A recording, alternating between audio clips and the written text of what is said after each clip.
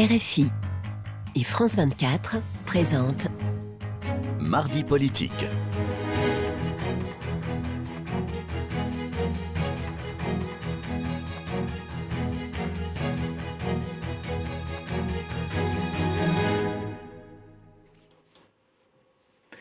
C'est l'heure de Mardi politique sur France 24 et RFI. Bonsoir Frédéric Rivière. Bonsoir Rosine, bonsoir à tous. Et ensemble, nous recevons Daniel Obono. Bonsoir. Bonsoir. Vous êtes député La France Insoumise de Paris et membre de la commission des lois. Et merci d'avoir accepté notre invitation. Alors, le président Trump a exprimé une vive colère après les bombardements entre l'Iran et Israël, intervenus après le cessez-le-feu.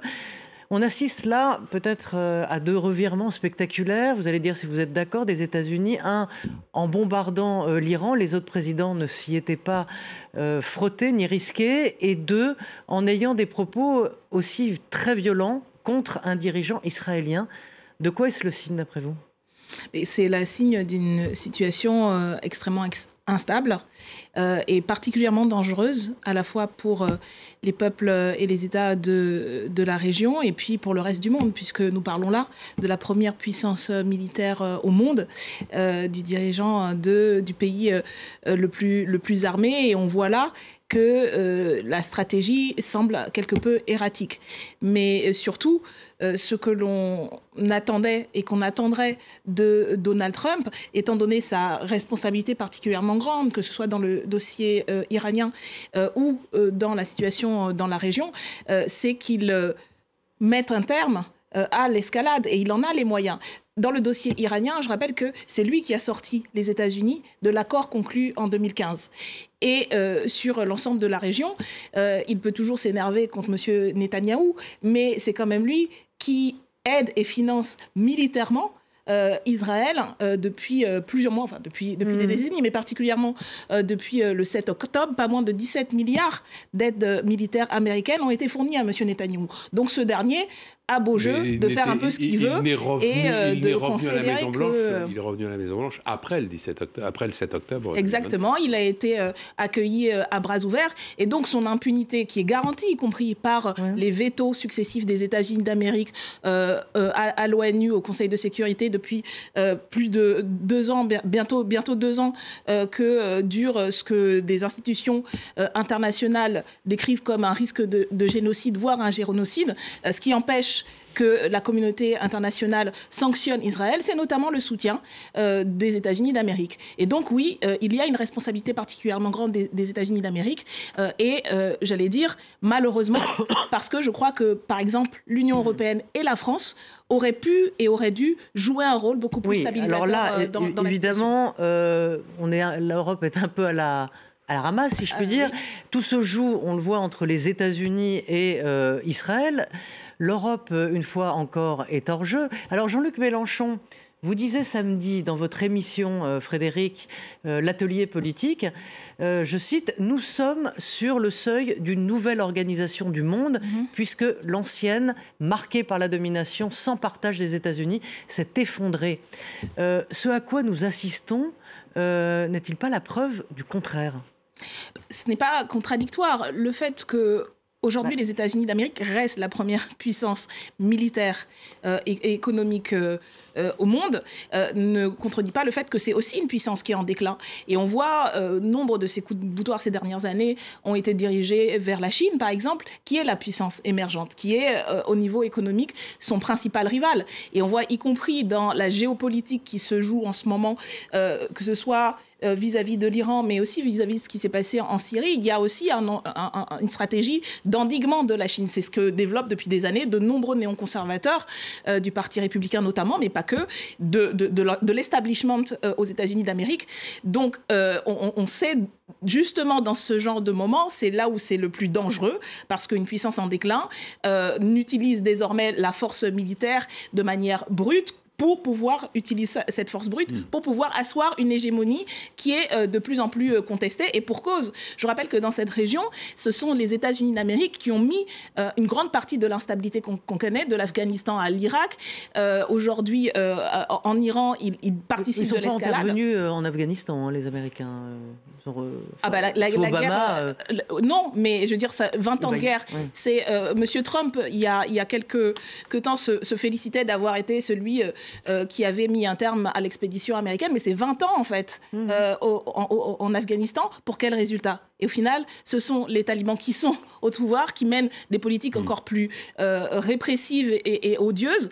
L'Irak est dans quel état aujourd'hui? Est-ce qu'on peut parler d'un pays qui est stable? Qu'on revienne un instant à l'Iran. Pas mal d'analystes semblent penser qu'en fait, il y a deux objectifs un peu différents poursuivis par le Premier ministre israélien, par le président américain.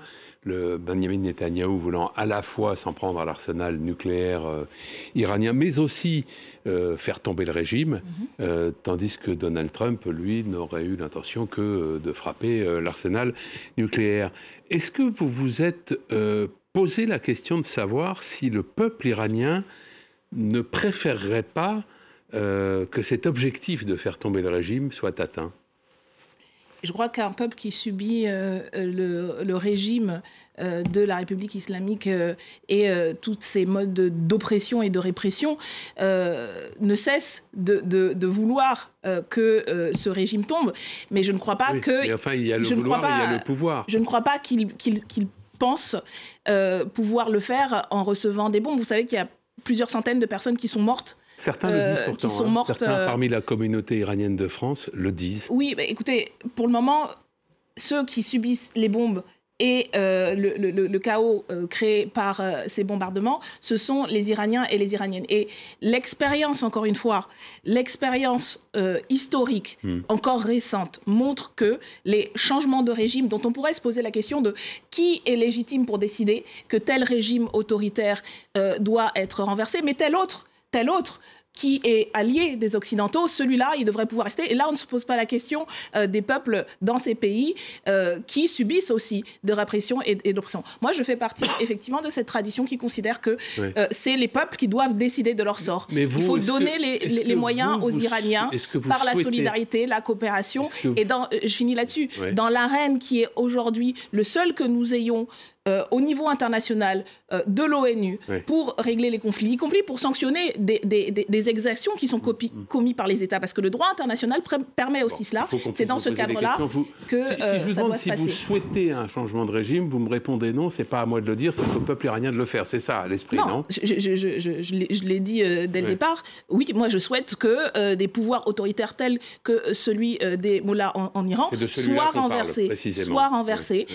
Mais vous dites par le peuple. Par les peuples. Mais quand ils sont opprimés et que... Je ne crois pas que les puissances occidentales, y compris le passif qui a été encore récent de leurs interventions tous azimuts dans cette région, soient en position d'autorité morale ou d'autorité juridique pour le faire. Je rappelle que ce qui a été fait là est en contradiction directe avec le droit international. Et je ne crois pas que c'est en piétinant et en continuant à piétiner le droit international, qui est la garantie de protection des peuples et des États, aussi imparfaite qu'elle soit, qu'on en arrivera à aider les peuples qui subissent des régimes autoritaires. Vous avez critiqué la semaine dernière la position de la France, en l'occurrence celle d'Emmanuel Macron.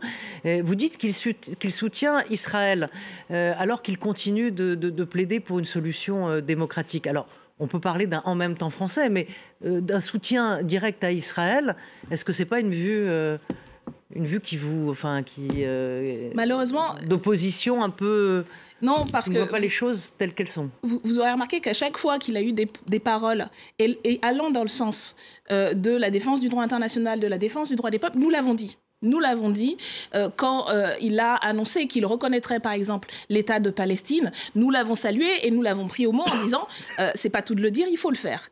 Résultat, il s'est rétracté sous, je pense, la pression des États-Unis d'Amérique et du gouvernement de Benjamin Netanyahou. Et précisément, c'est ce genre de stratégie de l'en même temps, un pas en avant, trois pas en arrière, qui décrédibilise pas simplement la parole d'Emmanuel Macron, mais la France, la voix de la France dans le monde. Aujourd'hui, quand vous regardez, et je faisais référence aux interventions militaires occidentales depuis 20-30 ans dans la région, la position de la France en 2003, qui a été un des rares et seuls pays membres de l'OTAN, référence à Dominique de Villepin sur le nom en Irak, à s'opposer à cette intervention. Aujourd'hui, on en parle encore. Aujourd'hui, les peuples dans la région qui subissent l'oppression de régimes autoritaires parlent de la France comme un pays sur lequel ils pouvaient compter. Aujourd'hui, ce n'est plus le cas. Nous sommes complètement décrédibilisés et ça, nous le regrettons, indépendamment de ce que l'on peut penser d'Emmanuel Macron. Sa parole engage notre pays et aujourd'hui, cette parole ne vaut plus rien. Alors, Dominique de Villepin, qui était donc le discours de l'ONU dont tout le monde se souvient, effectivement, s'apprête à créer un parti et vise visiblement 2027. Est-ce que c'est une personnalité qui a grâce à vos yeux? À part Jean-Luc Mélenchon. Non, mais personne n'a grâce à mes yeux personnellement, ni même Jean-Luc Mélenchon. Ni même Jean-Luc Mélenchon. Nous prenons, moi en tout cas, et à la France Insoumise, nous prenons les responsables politiques au mot et nous examinons ce qu'ils défendent. Dominique de Villepin est un héritier de la tradition gaulliste de droite, qui n'est pas la nôtre. Nous sommes opposés sur un certain nombre de questions. J'allais dire globalement, la vision politique et le programme politique qu'il va défendre, nous y sommes opposés. Je dirais, ce que j'apprécie et ce que nous pouvons apprécier, c'est justement peut-être cette colonne vertébrale républicaine, ce sens du rôle de la France, et qui permet d'avoir avec lui un dialogue, un débat, y compris des oppositions politiques franches et respectueuses. Et ça ne peut qu'aider le débat démocratique dans notre pays. On va revenir à l'actualité française, Daniel Obono, avec les discussions sur les retraites qui ont duré 4 mois. Décidément, c'est contagieux, là-tout, qui ont duré 4 mois et qui se sont terminés hier par un échec. Patronat et syndicats n'ont pas réussi à se mettre d'accord.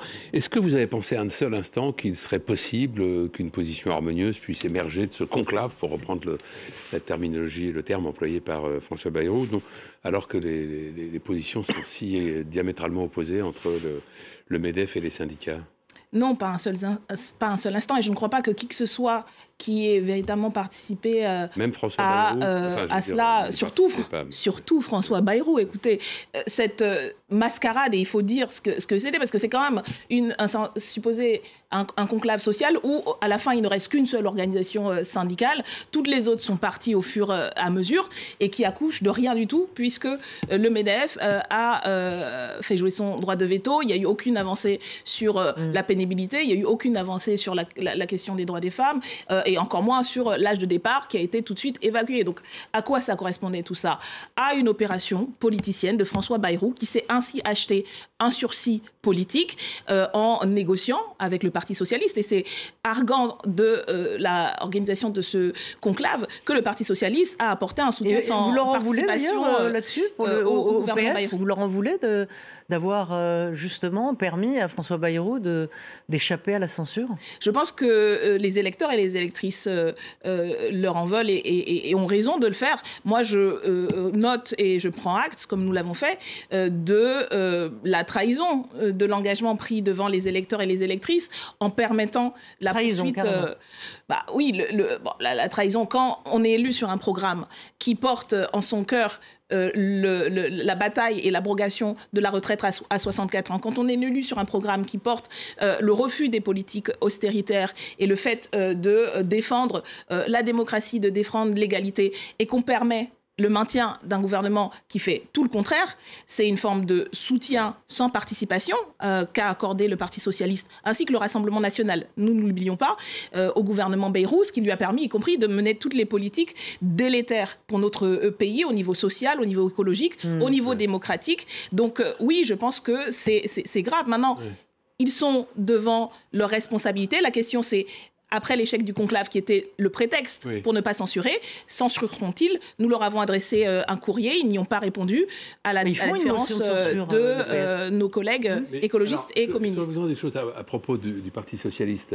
Olivier Faure, qui vient d'être élu premier secrétaire et qui est pressé par une partie du PS d'être plus clair sur la question des rapports avec LFI, a évoqué tout dernièrement l'hypothèse d'une alliance défensive c'est le terme qu'il a employé, je vous vois perplexe, bon, ça peut se comprendre, mais alliance défensive, au cas où il y aurait une menace de l'extrême droite, dit-il. Ça a du sens pour vous, ça, une alliance défensive? C'est-à-dire c'est une manière de dire on le fera en cas d'extrême nécessité, mais... Non, je crois que ce n'est pas très, très sérieux. Et en fait... Olivier Faure est en permanence en train de rejouer un congrès et de tenter de maintenir sa position de secrétaire national du Parti socialiste, alors que ce qui est en jeu, ce n'est pas de trouver des mots pour contenter elle ou tel autre, c'est de répondre à l'urgence qu'il y a. Il y a un danger de l'extrême droite, oui, et nous avons été en capacité d'y faire face et d'empêcher l'extrême droite d'arriver au pouvoir en juillet dernier, parce que la France insoumise a été à l'initiative et a permis la coalition sur un programme de rupture. Voilà de quoi on parle. Le reste, et oui, c'est de la tambouille politicienne qui est bien en dessous, en deçà de ce qu'il faudrait faire. Il y a encore deux questions, mais vous voulez... Non, mais je voulais... En fait, le vrai sujet, c'est est-ce qu'il ne faut pas reporter la faute très court, hein, comme ça Frédéric peut finir. Est-ce qu'il ne faut pas reporter la faute sur le patronat ? En fait, c'est lui. La question des retraites, bien sûr. Ah oui, mais ça, c'était dès le départ. C'était, j'allais dire, plié, puisqu'ils avaient un droit de veto. Et qu'ils sont arrivés sans avoir expliqué qu'ils étaient revenus à la raison, qu'ils avaient entendu les mobilisations massives. Donc, non, la responsabilité, c'est bien celle de François Bayrou. Et je rappelle qu'il y a quelques semaines, l'Assemblée nationale a de nouveau voté en faveur d'une proposition de résolution. Il faut désormais censurer ce gouvernement qui refuse d'écouter... Je voudrais qu'on évoque cette commission d'enquête dont la demande avait été rejetée au début du mois de juin et puis finalement acceptée la semaine dernière à la demande du président du groupe LR à l'Assemblée, Laurent Wauquiez. Commission d'enquête sur les liens existants entre les représentants de mouvements politiques et des organisations et réseaux soutenant l'action terroriste ou propageant l'idéologie islamiste. Est-ce que vous redoutez les travaux de cette commission, puisque finalement elle va bien se tenir ? Non, nous ne redoutons rien. Nous trouvons que c'est une instrumentalisation extrêmement pathétique des outils parlementaires, ce qui délégitime y compris leur but. D'autres collègues que la France Insoumise, qui se sont opposés à la recevabilité de cette commission, l'ont par ailleurs dit. Hein, et ce n'est pas juste la France Insoumise. Ils sont opposés parce que LFI était nommé dans un premier temps. Oui, mais tout le monde a bien compris de quoi il s'agit. C'est M. Wauquiez qui a utilisé cette commission d'enquête lors de son congrès interne, et là qui se donne une existence parlementaire. Il faut bien justifier les raisons pour lesquelles il est élu, parce que pour le reste, il ne fait pas grand-chose. Et puis, donc, on a une instrumentalisation qui vise directement une force politique d'opposition et une instrumentalisation pathétique. Mais nous ne regrettons pas, parce que ça va être l'occasion de les mettre eux-mêmes devant leurs responsabilités. On pourrait parler des liens qu'il y a pu avoir de dirigeants de leur propre parti avec un certain nombre d'organisations. Nous pourrions parler des liens qu'il y a avec les dirigeants qu'il y a eu ou qu'il peut y avoir entre les dirigeants du Rassemblement national et des forces liées à des activités. Donc vous accueillez favorablement cette commission? Non, nous ne l'accueillons pas favorablement, mais nous en ferons le contraire de ce que veut faire M.